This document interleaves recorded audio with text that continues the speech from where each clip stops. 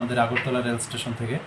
তো ওইখানে ওই রেলটা দিয়ে কিছু বাংলাদেশি লোক যেতে পারে এমন আমাদের কাছে খবর। তারপর আমরা জিআরপি থানা এবং আরপিএফ থানা মিলে আমরা আমাদের যে আগরতলা রেল স্টেশনের বিভিন্ন করিডোর আছে, প্ল্যাটফর্ম নাম্বার 1, 2, 3 এবং যে পার্সেল গেট আছে ওই সব দিকে আমরা ছড়িয়ে ছিটিয়ে কিছু পোশাকে এবং কিছু সাদা পোশাকে আমরা ছড়িয়ে ছিটিয়ে পড়ি।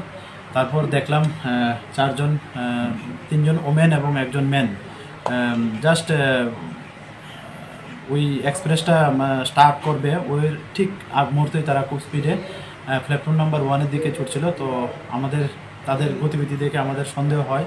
তারপর আমরা তাদেরকে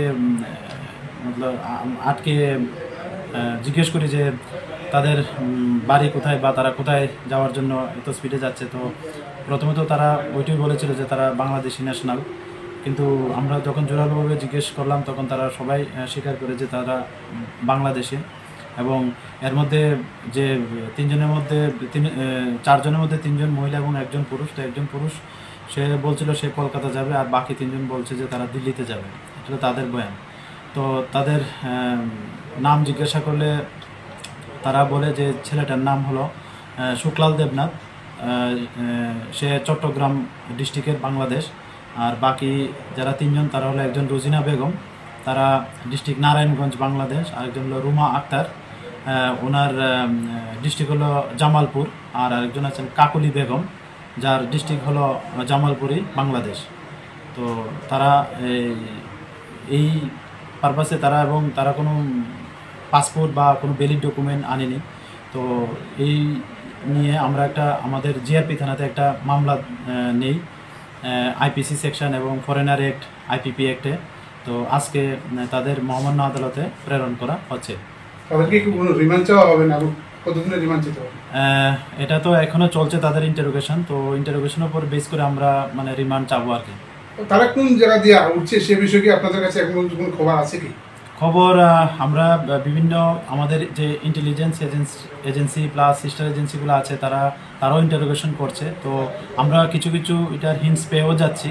তো এটা for the interest of the case আমি এটা ওপেনলি বলতে পারছি না। তো এই বিষয়গুলো আমরা অবশ্যই দেখছি এবং এটার মধ্যে যারাই এই লিঙ্কে আসে আমরা অবশ্যই তাদের আইনের আওতায় এনে তাদেরকেও আমরা গ্রেফতার করব। এই জায়গা থেকে কোনো রকম দালাল চক্র সক্রিয়ভাবে কাজ করছে কিনা আপনার কি মনে হয়?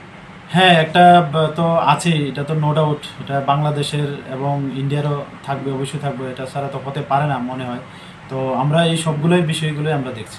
প্রায়শই দেখা যাচ্ছে বাংলাদেশে এদিকে আপনার জিআরপি থানা করছেন, মূল অভিযুক্ত কে বা কারা আনছে? হ্যাঁ, এটা তো প্রথমেই বললাম যে প্রত্যেকটা তারা বিভিন্ন আমাদের যে ত্রিপুরার বর্ডার আছে বিভিন্ন বর্ডার তারা ইউজ করছে। তো আমরা ওইগুলা যারা আমাদের ইন্ডিয়ার লোক যারাই তাদের এরকম আশ্রয় দিচ্ছে বা এরকমের সঙ্গে যুক্ত আছে আমরা দফায় এগুলি আইডেন্টিফাই করে আমরা ওইগুলি প্রায় সময় ওই যে টাওয়ারগুলো আছে ইন্ডিয়ান টাওয়ারগুলো আমরা তাদেরকেও অ্যারেস্ট করছি এবং এই সপ্তাহে এমন অনেকজন অ্যারেস্ট হয়েছে। তো এই 4জন বাংলাদেশি ছাড়া আর কি